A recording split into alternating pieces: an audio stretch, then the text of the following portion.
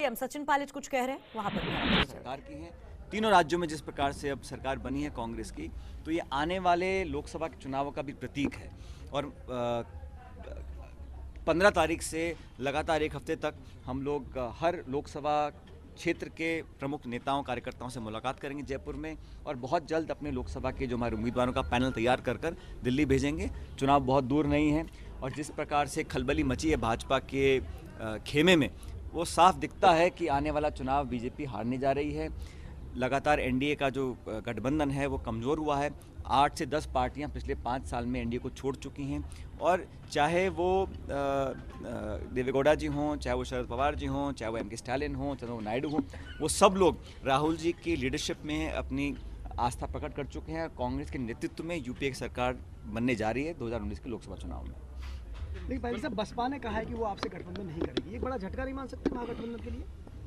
देखिए, उत्तर प्रदेश में अब हम लोगों ने डिक्लेयर किया है कि हम 80 सीट पर लड़ेंगे, सारी की सारी सीटों पर लड़ेंगे। मत भूलिए कि 2009 में मेरे ख्याल 22 से 23 लोकसभा की सीट कांग्रेस पार्टी जीती थी, तो कांग्रेस को कभी भी कमज़ोर नहीं आंकना चाहिए।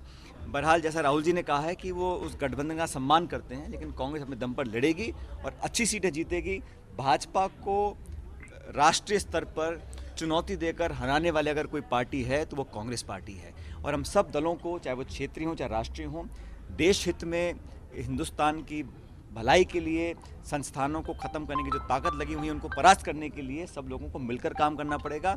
और हम लोगों को जो यूपीए का गठबंधन है उसमें लगातार हम लोगों का इजाफा हुआ है, अलग अलग दल उसमें जुड़ रहे हैं। और अब एजीपी ने बीजेपी को छोड़ दिया है, शिवसेना ने बीजेपी को छोड़ दिया है, टीडीपी ने बीजेपी को छोड़ दिया है, और अकाली दल भी शायद छोड़ने के कगार पे है। तो लगातार यूपीए का कुंडा बढ़ता चला जा रहा है, और मुझे पूरा विश्वास है कि राहुल जी के नेतृत्व में जिस प्रकार से हमने 3 राज्यों में चुनाव जीते हैं, जहाँ पे 1-to-1 फाइट हुई कांग्रेस बीजेपी की, वहाँ कांग्रेस जीत कर उभरी है। ये बहुत बड़ा ऊर्जा का संचार कार्यकर्ताओं में हुआ है, और 2019 के चुनाव में राहुल जी के नेतृत्व में कांग्रेस यूपी की सरकार बननी तय है। सर 25 सीटें आप लोग हो गए पीसीसी में, और किस तरह से टाइम?